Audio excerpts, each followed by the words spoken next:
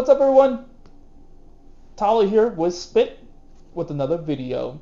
This time we're actually going to be going over the Modern Horizons 3 spoilers. Since all of it has come out already, we might as well just start going over what we think will be great additions to our cEDH deck. But before we do get started, just a couple things here. If you do like the video, be sure to subscribe, like it, all that fun stuff there. If you do, you may be able to enter our new giveaway. Nani? That's right. We are now going to be giving away the Modern Horizons 3 Precon Tricky Terrain. It's that Simic one where it's, I think her name is Almo. Yes, Almo. With the Helmo host that doesn't include a Helmo host with the Precon. It's like, seriously, the dumbest thing ever, but whatever. It has a $40 land. Yes, you heard me, a $40 land. In order to enter, here are the rules. You must live in the US, you must be subscribed, like the video, comment down below, all that fun stuff, and then follow us on Twitter X at @UCommanders. Find the post, follow us, like it, repost, comment down below a screenshot of your YouTube channel, be subscribed to us so that way you get the entry, or both the two entries that you could be getting. And this is actually going to be lasting until June 28th. So we will be making multiple videos in between that will also go over this giveaway in case anyone out there misses this video right here. Well, without further ado, let's get to it. So spin that, what we're going to be doing is going over 3 different cards that we would add to our cEDH decks. So to start, Spit, what is the first one that you're going to be adding? I'll be talking about Harbinger of the Seas, Flood Moon. Flood Moon! It's a colorless and 2 blue for a creature, Merfolk Wizard, 2/2, non-basic lands or islands. I'm going to put this in every deck that is 2 colors and has blue or is just mono blue. Oh yeah. Yeah, it's the same thing as Blood Moon. You just treat it same thing as Blood Moon. It's just Blood Moon, but you don't have to have red. Yeah. Just be careful when you go against Ursas. That will be just nasty if you go against Ursas. There's a time to play it and a time not to play it. It'll screw everyone else over. Just like you don't play Blood Moon if you're playing against Godo. No, that would be terrible. So it'd be good like every other deck. Like if you play against your TKO deck, then yeah. Yeah, it would. Flood Moon or even Blood Moon will like screw you over like big time unless you get rid of it. 3 basics out. Unless you get your 3 basics, yep. But yeah, that'll be a fun one. That'll be a fun one. I would actually, I don't know, I might not add it on Jora, but I could see it being added in. Yeah, run Blood Moon and that. And then all non-basic lands are mountains and islands. That is true, and won't actually screw me over if I do that. Yeah. It would actually be really good with Nadu. It makes it to where all your lands are dual lands. Yeah, yeah. Would Nadu, would it work with Yavimaya plus Harbinger, or no, is because it it like... would turn Yavimaya into an island. Oh, okay. Well, it'll still be good. I mean, people have been talking about Nadu a lot, so... I would put it in Nadu. Heck yeah. It's a 2-color deck with blue. I'm going to put it in there. The Shunko abilities. Do it. People have been saying that Nadu has been like the greatest commanders coming out of this set. Build it. Build it, everyone. I'm building it. Heck yeah. I had one built, but I'm like, I don't want everyone building it, so instead I went ahead and started to build Roxanne, which I'm calling a soft kitty, warm kitty. Yeah. My kitty. Alright. My card that I'm looking forward to, which, if I butcher the word, I am not sorry. Just giving you that right there. Is Chthonian Nightmare, or what I like to call Legal Nightmare. Yep. Since Dockside loops. Like literally, it's a freaking reoccurring nightmare that's legal. That's exactly so stupid, but it's so good. A colorless black enchantment. When it enters the battlefield, you get 3 energies, and you pay X energies to sack a creature, return a nightmare to your hand, then return target creature with mana value X from a graveyard to the battlefield. You activate it only as a sorcery, but still, that's all you need. So this is something that I would add into Rockside and just combo off with Rockside, Dockside, and this. or Rograk, sorry. Rograk, Dockside, and then this. If you're in any deck with black and red and do Dockside loops, I think you should run that card. Oh yeah. Because you can even do Midnight at that point too. Yeah. It's like a 0 drop, like a 0 pip. I believe Ornithopter. I believe it has to be at least 2 energies to work. Yeah, it has to be at least CMC 2 that's on the battlefield with Dockside in the graveyard for it to actually loop and work. Which, that's very freaking strong. Like, I think, like you mentioned, all Dockside combos should run this. If you're in red and black, like Winota can't run it. Winota can do Dockside loops. And it actually has a reason to run Ornithopter, but it can't. You can't use that. Nope. It's so good. I wonder if they'll actually do some good ones for Boomburrow though, for Winota. I'm excited for that set. I'm buying a lot of that set. Yeah, like Winota has not been getting any luck at all in the prior sets, but who knows? That might actually change. All right, number 2. The next card I'm going to be talking about is Necro Dominance or Bad Necropotence. Mm-hmm. I think this is significantly worse than Necropotence just because it limits your hand size in addition to the Necropotence stuff.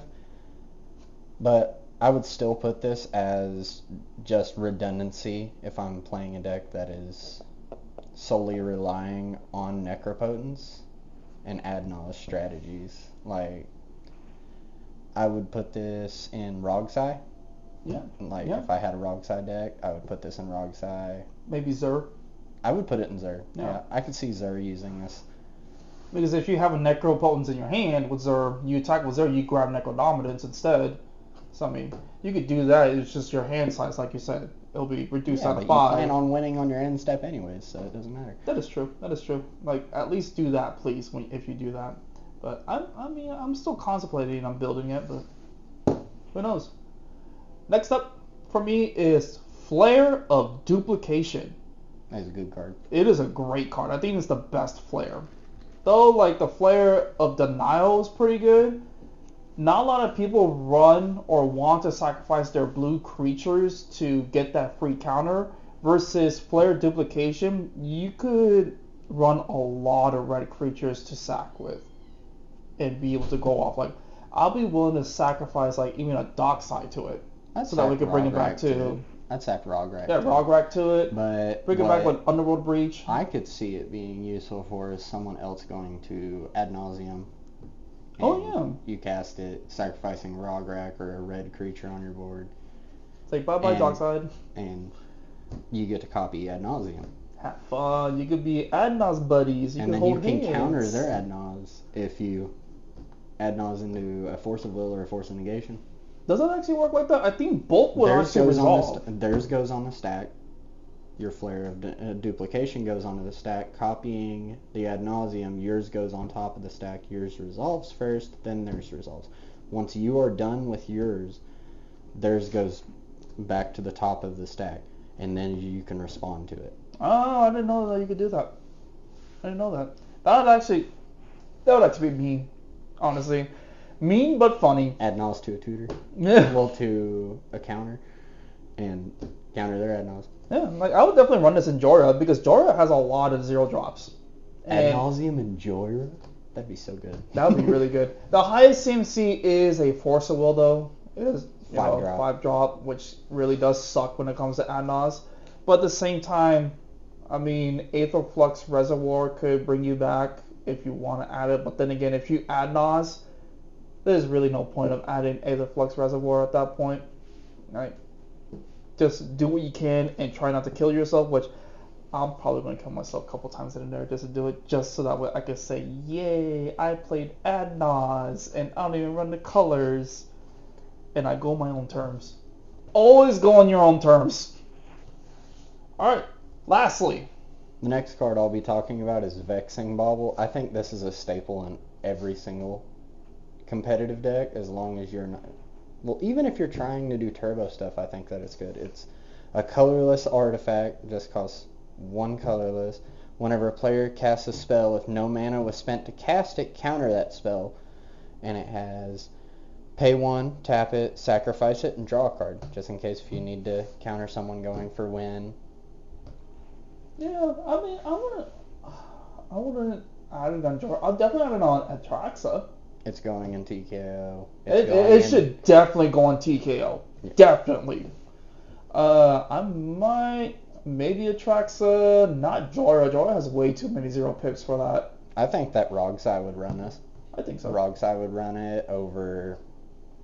Trying to remember that card that makes it to where spells cost 3 mana if they cost less. Oh, Trinisphere or something like that? Not Trinisphere. They cost 3 more to cast if it's not on your turn. Like. It's not Defense Grid. Defense Grid. Is that it? was it. Yeah. Is it? It's just cheaper Defense Grid and better. That's true. It is better because you're countering it. Like people could. It's not easy to pay 3. It really isn't. People would rather counter the spell if it's instead of paying the 3. But there are times where desperate times call for desperate measures, and you're going to pay 3 for Pact of Negation.